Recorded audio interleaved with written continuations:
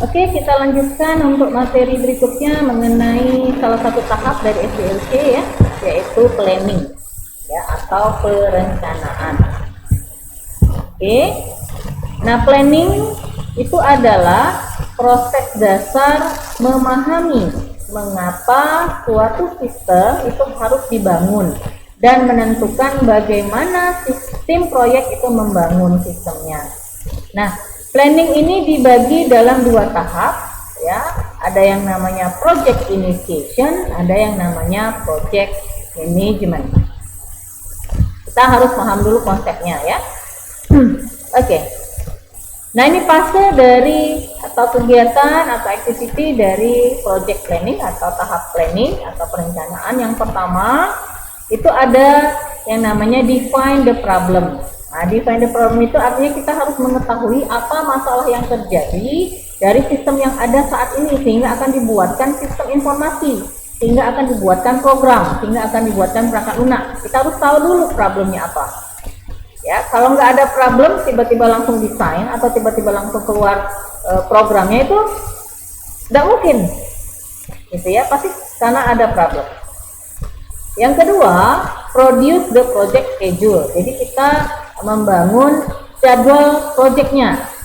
Ya, kita bangun jadwal projectnya. Kemudian yang berikutnya adalah confirm project feasibility. Kita harus tahu dulu kelayakan dari project-project ini seperti apa. Layak dia di segi ekonomi, misalnya layak dia di segi teknik, layak dia di segi efisiensinya, ya, servisnya, kontrolnya, dan seterusnya. Kemudian yang berikutnya adalah start the project. Jadi kita pilih siapa-siapa saja yang akan mengembangkan proyek ini. Kalau proyeknya besar mungkin ada project manager, manager project. Di dalamnya mungkin ada di bawah manager project ada analisis sistem. Misalnya analisis sistemnya ada banyak nih. Kalau proyeknya besar kan bisa lebih dari satu. Di bawah analisis untuk mengimplementasikan hasil analisis nanti ada programmer, ya, pemrogram itu. Baru launch the project, baru kita mungkin bisa kita launching, bisa kita promosikan ke semua yang menggunakan program bahwa ini loh kita akan membangun sistem, mohon bantuannya, mohon informasinya. Baru bisa ke tahap berikutnya, analysis, design, implementation, dan support. Ya, oke. Nah, tahap yang pertama tadi kan adalah mendefinisikan apa problemnya. Jika proyek berasal dari kebutuhan departemen, maka pengguna utama wajib berkonsultasi untuk membantu tim proyek memahami kebutuhan bisnis. Definisikan proses bisnis yang ada. Nah, inilah yang kita belajar analisa proses bisnis ya. Tools untuk menggambarkan sistem yang ada kemarin pakai apa? Pakai workflow, ada yang pakai yang gambar-gambar itu apa namanya lupa lagi Bu. Apa namanya saya lupa. Nah ini, jadi kita harus tahu dulu kerja dari sistem yang ada saat ini atau yang lama itu diuraikan. Mau pakai tools, pakai workflow, jadi ya, atau dinarasikan, data-datanya juga semuanya dikumpulkan. Jadi kalau misalnya Anda mau buat aplikasi tentang penjualan, Anda juga harus tahu mana data penjualannya. Mulai dari misalnya nota-notanya, kemudian laporan penjualannya, laporan pengadaannya. Nah, itu harus dipegang dulu nih. Karena apa? Karena data ini penting untuk kita analisis, untuk kita desain. Ya. Jika bukan, maka definisikan masalah mengapa sebuah sistem itu perlu dibuat dan buat proses bisnisnya. Nah ini, jadi di tugasnya juga nanti Anda akan membuat proses itu. Kemudian mengidentifikasi ruang lingkup proyek, skopnya seperti apa, deskripsikan masalahnya apa, manfaatnya apa, dan apa kemampuan sistem yang akan kita buat nantinya, yang akan kita rancang. Ya.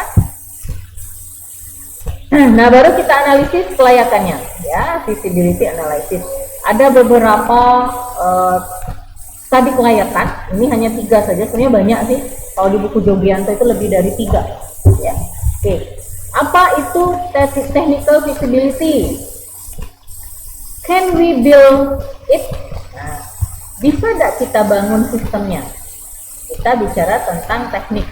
Biasanya kalau bicara tentang teknik itu bicara tentang apa-apa saja yang akan kita pakai. Misal mulai dari hardware-nya apa-apa saja, ya software-nya menggunakan apa. Nah ini harus ditentukan dulu layak enggak, apa saja. Kemudian the economy feasibility. Kata kasarnya ibaratnya ada nggak misalnya modal untuk membangun sistem ini, ya. Kemudian berikutnya adalah the organizational feasibility.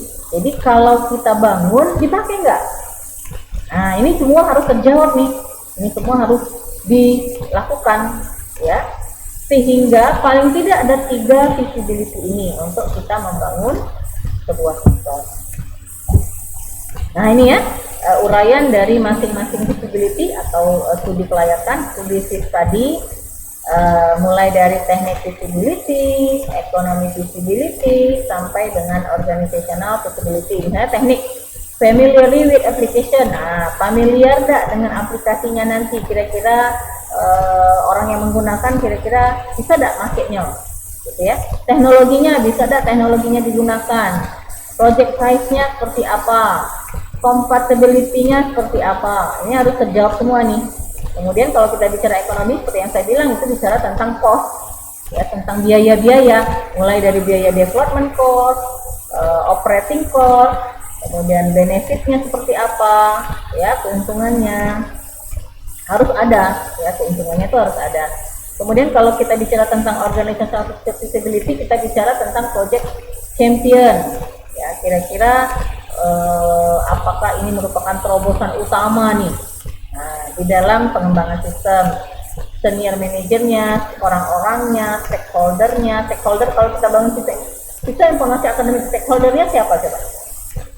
Ya, mahasiswa, dosen, karyawan, pengunjung website kita, orang tua, dan sebagainya, itu termasuk dalam stakeholder. Apakah proyek strategi ini cocok kalau kita terapkan untuk bisnis? Nah, ini semua harus terjawab. Kalau semua sudah terjawab, oke, layak secara teknis, layak secara ekonomi, layak secara organisasi, baru bisa kita kembangkan sistem yang baru.